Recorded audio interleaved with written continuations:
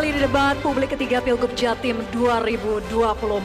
Di segmen sebelumnya, kesempatan bagi calon gubernur. Pada sesi kali ini, kita berikan kesempatan kepada para calon wakil gubernur untuk bertanya kepada calon wakil gubernur lain, kemudian ditanggapi dan saling merespon. Kami mohon untuk seluruh pasangan calon bisa kembali menuju ke podium. Silakan. Dan kami tegaskan pula bahwa pertanyaan yang diberikan tidak boleh menyerang secara personal atau pribadi, dan jika ada akronim atau singkatan atau istilah asing mohon dijelaskan terlebih dahulu. Baik, kami persilakan kepada calon wakil gubernur nomor urut 1 untuk memilih salah satu icon yang ada di layar. Siwalan. Baik, Siwalan, kita lihat subtema apa yang didapat? Infrastruktur, transportasi, dan telekomunikasi. Pertanyaan ditujukan kepada calon wakil gubernur nomor urut 3, kemudian ditanggapi calon wakil gubernur nomor urut 1, selanjutnya direspon oleh calon wakil gubernur nomor urut 2. Silakan calon wakil gubernur nomor urut 1 untuk tadi sudah memilih kemudian mengajukan pertanyaan. Dengan waktu 30 detik dimulai saat Anda berbicara. Pertanyaan ditujukan kepada Wakil Gubernur nomor urut 3. Terima kasih Gus Han. Saya ingin tanya terkait infrastruktur transportasi ini, kira-kira apa komitmen nanti yang akan Gus Han wujudkan terkait dengan infrastruktur transportasi yang ramah lingkungan? Silakan. Ya, terima kasih. Masih ada waktu? Masih ada waktu cukup? Kami persilakan kepada calon wakil gubernur nomor urut 3 untuk menjawab dengan waktu 1 menit 30 detik dimulai saat berbicara. Ya, terima kasih. Transportasi yang ramah lingkungan secara kalkulasi adalah yang namanya transportasi yang membuat atau memuat masyarakat banyak atau penumpang banyak, semakin banyak itu maka semakin ramah lingkungan. Maka kita akan optimalkan untuk penggunaan kereta api, bisa itu menggunakan kereta api tanpa rel pun juga bisa kita lakukan. Yang penting kita optimalkan mereka untuk bisa menggunakan kendaraan umum. Yang berikutnya adalah mensosialisasikan tentang pentingnya kendaraan-kendaraan tenaga listrik yang mungkin bisa... Waktunya habis Bapak, waktunya habis. Kami mohon kepada... Mohon maaf belum dilanjutkan, mohon maaf, set waktunya kami tegaskan, kami atur, mohon tenang, set waktunya, kami coba atur, set waktunya, kami tegaskan, silakan dilanjutkan Bapak, set waktunya, kami coba atur kembali, silakan. Nggak diulangi dari awal nih. Dilanjutkan. Loh. Ya udah, oke, nggak masalah. Oke, jadi problem yang selama ini ada transportasi kita tidak ramah lingkungan disebabkan oleh masing-masing orang menggunakan kendaraan pribadi. Maka harus kita alihkan mereka untuk menggunakan transportasi umum. Untuk mereka mau memindahkan diri menjadi penumpang-penumpang kendaraan umum, maka kehadiran pemerintah adalah dengan cara memfasilitasi kepada para pelaku-pelaku kendaraan transportasi umum itu untuk mendapatkan pelayanan yang terbaik. Sehingga kita juga berikan kemudahan izin kepada mereka, dan bahkan kalau perlu kita subsidi kepada para pelaku-pelaku kendaraan umum itu agar mereka tetap beroperasi. Selama ini problem yang ada adalah banyak sekali outlet-outlet lain yang tidak bisa jalan karena tidak cukup, tidak nutup operasionalnya dikarenakan memang orang-orang tidak mau menggunakan itu karena memang fasilitasnya yang rendah. Dan inilah yang harus kita munculkan. Pemerintah harus hadir di situ bukan sebagai operator, tapi regulator dan fasilitator agar mereka bisa menyiapkan kendaraan yang membuat orang lain bisa ikut dan juga bisa menjadi penumpang kendaraan umum tersebut dan tidak lagi menggunakan kendaraan pribadi. Inilah yang akan kita munculkan kepada mereka, baik secara promotif, baik secara regulatif. Kita akan arahkan kepada masyarakat yang ada di Jawa Timur, ayo kita gunakan kendaraan umum atau transportasi umum dengan cara fasilitasi mereka dengan fasilitas yang baik. Waktunya habis. Kami mohon kepada calon wakil gubernur nomor 1 untuk menanggapi dengan waktu 1 menit. Kami pastikan waktunya di set terlebih dahulu waktunya agar tidak error. Kami persilakan.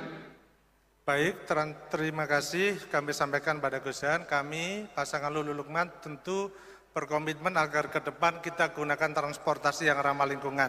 Dan tentunya kita akan memulai memberikan contoh kepada seluruh warga masyarakat bahwa nanti kalau Lulu Lukman diberi kesempatan untuk memimpin Jawa Timur, maka kami akan mulai dari lingkungan pemerintah provinsi, kemudian mengajak swasta yang ada di Jawa Timur dan seluruh masyarakat untuk menggunakan transportasi yang ramah lingkungan, mulai dari yang berasal dari listrik ataupun berasal dari energi-energi lain yang selama ini memang dibutuhkan bagi warga Jawa Timur, terkait juga komitmen kita agar supaya tidak terjadi yang disebut perubahan iklim yang semakin hari semakin global warming ini mengganggu betul. Kita tahu dampaknya sangat besar, kelihatannya kecil, tetapi ini akan bermanfaat bagi seluruh warga Jawa Timur. Tentu kami akan memulai menjadi teladan bagi warga Jawa Timur untuk mewujudkan ini. Terima kasih. Waktu habis. Berikutnya kami persilakan pada calon wakil gubernur nomor urut 2 untuk merespon. Waktu Anda 1 menit dimulai ketika berbicara. Silakan. Ngapunten Kushan, kalau jenengan tidak setuju bahwa pemerintah jadi operator, artinya Anda tidak setuju dengan calon gubernur Anda sendiri yang waktu jadi wali kota bikin Surabaya bus. Dan di Jakarta juga salah satu transportasi publik yang paling diandalkan adalah Transjakarta dikelola oleh pemerintah. Jadi sebenarnya hadirnya pemerintah sebagai operator tidak selalu konflik dengan operator yang murni swasta. Justru kita by the service. By the service itu kita hanya menyediakan payment, swasta yang kemudian hadir mengoperasikan. Jadi ini kerjasama pemerintah swasta, bukan menggusur swasta. Dan rutenya tidak pernah conflicting. Jadi ini adalah sesuatu yang saya rasa sangat positif, sangat bermanfaat. Jadi saya hanya ingin meluruskan saja bahwa kehadiran pemerintah melalui Transjatim, apalagi terintegrasi, komuter, misalnya komuter lain kereta bisa terintegrasi dengan Transjatim sudah. Dan juga tarif 5.000 itu 2 jam bisa lewat koridor mana aja. Saya rasa sekian, terima kasih. Waktu habis. Selanjutnya kami mohon kepada calon wakil gubernur nomor urut 1. Bisa kita tampilkan, Nomor urut 2, mohon maaf kami ralat. Untuk nomor urut 2 untuk bisa memilih icon yang ada di layar, silakan.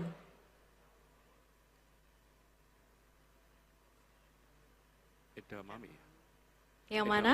Edamame. Nomor urut 2, silakan calon wakil gubernur nomor urut 2. Saya jadi bingung. Sambil dipilih di layar. Gusan, jenengan apa saya nih? Nomor 2, Saya. silakan. Itu udah keluar tapi. Edamame, Riset dulu. Kita riset, Oke. kita tampilkan lagi. silakan. Baik, saya pilih Alen-Alen. Alan, oke baik. Calon wakil gubernur nomor urut 2 untuk memberikan pertanyaan sesuai subtema yaitu pengawasan dan menegakkan hukum lingkungan hidup kepada calon wakil gubernur nomor urut 1. Waktunya 30 detik dimulai ketika Anda berbicara. Silakan. Salah satu tantangan yang dihadapi dalam penegakan hukum lingkungan hidup adalah pelanggaran terhadap penanganan limbah B3. Yaitu bahan beracun ya. Dan tentunya ini menjadi sebuah tantangan yang kompleks karena di saat yang sama industri tentunya menimbulkan limbah yang masuk kategori B3. Bagaimana strategi konkret dari Mas Lukman untuk mengatasi masalah limbah B3? Terima kasih. Baik, waktunya habis. Kami persilakan kepada calon wakil gubernur nomor urut 1 untuk menjawab dengan waktu 1 menit 30 detik. Terima kasih Mas Emil. Kita tahu kita punya Undang-Undang Nomor 32 Tahun 2009 tentang perlindungan dan pengelolaan lingkungan hidup. Di pasal 87 ayat 1, setiap penanggung jawab usaha dan atau kegiatan yang melakukan perbuatan melawan hukum berupa pencemaran atau perusakan lingkungan hidup yang menimbulkan kerugian pada orang lain atau lingkungan hidup wajib membayar ganti rugi atau tindakan tertentu. Beberapa hari yang lalu, tanggal 11 September 2024, Pengadilan Negeri Surabaya memberikan vonis sanksi salah satu perusahaan yang ada di Pasuruan yang terbukti melakukan pencemaran lingkungan hidup dan sanksinya adalah 48 miliar yang harus dikembalikan ke kas negara. Ini membuktikan bahwa kita memerlukan komitmen yang tinggi sebagai pemerintah provinsi untuk melakukan pengawasan. Maka yang pertama kita tentu akan melakukan pengawasan melalui Dinas Lingkungan Hidup. Kemudian yang kedua, penegakan hukum bagi siapapun yang melakukan pencemaran dan perusakan lingkungan. Kemudian yang ketiga, kita perlu melakukan langkah preventif, yakni pencegahan, yang tentu saja kita perlu mengajak semua stakeholder, baik dari ormas, kampus, LSM, pribadi-pribadi, dan lain sebagainya. Banyak sekali area di Jawa Timur ini yang terindikasi ada limbah B3, tapi itu tentu akan kita bahas nanti. Terima kasih. Waktu habis. Berikutnya kami persilakan calon wakil gubernur nomor urut 2 untuk menanggapi. Waktu Anda 1 menit dimulai ketika berbicara. Silakan. Kalau orientasi kita adalah menciptakan lapangan kerja dan menggerakkan ekonomi, tentunya penegakan hukum harus menjadi solusi yang dibarengi dengan upaya memberikan solusi yang konkret. Yaitu dalam hal ini adalah penyediaan tempat pembuangan limbah B3. Mungkin perlu diketahui hanya ada di Cilengsi, satu saja yang ada di Indonesia. Maka kita bikin menjadi 2 sekarang karena di Jawa Timur di Dawar Blandong akhirnya sudah ada tempat penanganan limbah B3. Ini adalah terobosan yang luar biasa karena sekarang industri di Jawa Timur tidak perlu sekedar khawatir bagaimana mengirim jauh sekali ke Jawa Barat untuk limbah B3-nya. Mereka bisa mengirim ke Dawar Blandong di Mojokerto. Ini menjadi sebuah solusi untuk memecahkan 2 masalah. Lingkungan hidup terjaga B3, tetapi di saat yang sama industri dapat solusi. Sehingga bukan saja kita memberikan sanksi, tapi kita memberikan solusi kepada pertumbuhan ekonomi. Waktunya habis, Bapak. Kami mohon tenang. Selanjutnya calon wakil gubernur nomor urut 3 untuk dapat merespon dengan waktu 1 menit dimulai saat berbicara. Silakan. Yang lalu Pemprov kalah kasasi dari tuntutan sebuah LSM yang sangat peduli dengan lingkungan, yaitu berkaitan dengan pengelolaan Kali Brantas. Kali Brantas ternyata tercemar dan kandungan plastik kecil, plastik mikronya itu sangat tidak sehat untuk kesehatan manusia. Artinya, andaikan saja pengawasan ini betul-betul dijalankan dengan baik oleh siapapun itu yang pernah memimpin Jawa Timur ini, tidak akan terjadi seperti itu. Dan justru tidak perlu kita mengajukan kasasi, mengajukan pembelaan. Memang kalau itu misalnya kita akui bahwa itu adalah keteledoran atau kelalaian kita untuk mengelola sungai yang seharusnya ditanggung-jawabi oleh pemerintah provinsi. Padahal Kali Brantas, beberapa waktu yang lalu saya menyusuri sungai tersebut, mereka adalah bahan pokok dari minumnya orang-orang Surabaya, Sidoarjo, dan Gresik. Dan andaikan kalau itu kotor, insya Allah itu tidak akan diridhoi oleh Allah Subhanahu Wa Taala. Waktunya habis. Baik, berikutnya kami persilakan kepada calon wakil gubernur nomor urut 3 untuk memilih salah satu ikon yang ada di layar. Kami persilakan calon wakil gubernur nomor 3 memilih ikon. Brem.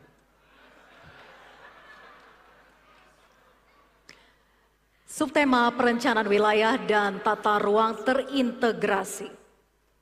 Silakan calon wakil gubernur nomor urut 3 untuk memberikan pertanyaan sesuai subtema kepada calon wakil gubernur nomor urut 2. Waktu Anda 30 detik dimulai ketika berbicara. Mas Lukman, problem yang ada di Jawa Timur ini adalah... Mohon maaf Bapak, pertanyaan ini ditujukan untuk calon wakil gubernur nomor urut 2. Pertanyaan untuk calon wakil gubernur nomor urut 2. Terima kasih. Artinya pertanyaan saya sama kepada Kita mereka. set ulang waktunya, kita set ulang. Mohon kerjasamanya Bapak Ibu. Mas Lukman, Mas Emil, bagaimanakah caranya untuk bisa mengurangi kesenjangan dari kemajuan antar wilayah yang ada di Jawa Timur ini, terutama di wilayah Karsidenan Madiun yang selama ini kesenjangannya sangat tinggi sekali. Berikutnya, calon wakil gubernur nomor urut 2 kami persilakan untuk menjawab. Waktu Anda 1 menit 30 detik dimulai ketika Anda berbicara. Silakan. Baik. Terima kasih. Kalau bicara mengenai wilayah Karisidenan Madiun artinya plat AE. Ya. Dan plat AE dan AG itu adalah kawasan yang disebut sebagai kawasan Selingkar Wilis. Karena mereka mengelilingi Gunung Wilis. Ada 6 kabupaten yang mengelilingi. Dan salah satunya Madiun, ada Trenggalek. Ya.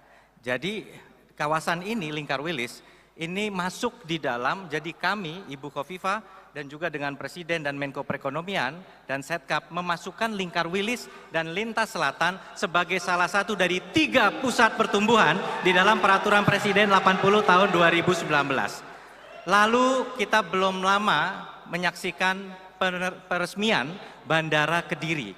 Bandara Kediri dikawal pembangunannya di era Gubernur Kofifa, dan saat saya menjadi Bupati Trenggalek, saya salah satu dari 8 bupati yang menandatangani petisi kepada Presiden dan Menko Polhukam agar ada bandara di wilayah Mataraman.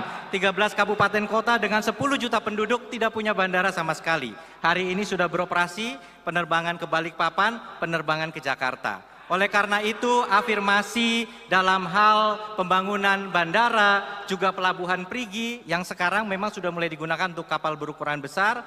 Lalu tentunya yang tadi disampaikan, bahwa untuk membangun jalan yang melalui pegunungan sudah menggunakan Islamic Development Bank untuk menghubungkan dari Perigi ke Popoh.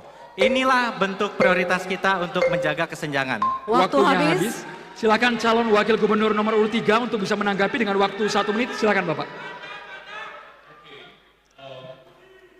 Problemnya adalah fakta dan data mengatakan ada kesenjangan yang sangat tinggi yang ada di daerah wilayah Matraman sana. Coba silakan kita cek. Jadi kemajuan yang ada di wilayah Magetan dan Madiun jauh berbeda walaupun tempatnya sangat dekat sekali. Inti dari integrasi, inti dari pembangunan yang terencana adalah bagaimana pemerataan ekonomi dan juga pemerataan pembangunan yang merata. Bukan terparsial hanya kota-kota tertentu saja.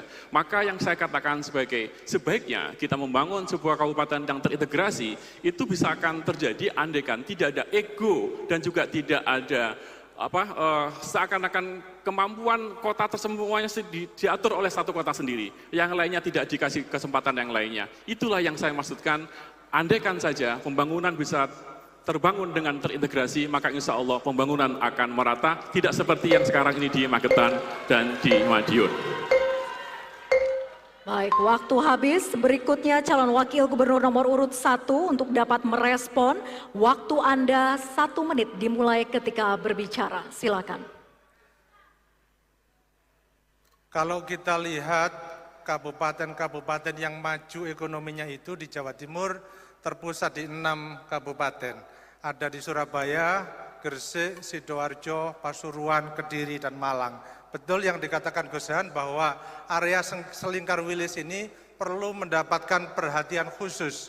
Dalam konteks rencana tata ruang tata wilayah, maka kita harus memprioritaskan agenda sesuai dengan Perpres nomor 80 tahun 2019 ini. Maka di sana ketentuannya adalah agroindustri. Karena itu misalnya dalam konteks di Selingkar Wilis itu ada meliputi 10 kabupaten kota. Nah, salah satunya misalnya di Ngawi.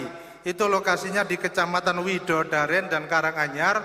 Agenda besarnya adalah untuk agroindustri, hilirisasi terkait hasil-hasil pertanian. Karena itu kita prioritaskan ke sana. Terima kasih. Waktunya habis. Boleh hadirin sekalian berikan tepuk tangan yang meriah untuk semua calon wakil gubernur Jawa Timur tahun 2024. Dan di sesi berikutnya adalah sesi yang sangat kita tunggu-tunggu, sesi pernyataan penutup di mana para pasangan calon gubernur dan calon wakil gubernur meyakinkan kembali pemilihnya, tentunya warga masyarakat Jawa Timur. Tetaplah bersama kami di debat publik ketiga Pilgub Jatim 2024.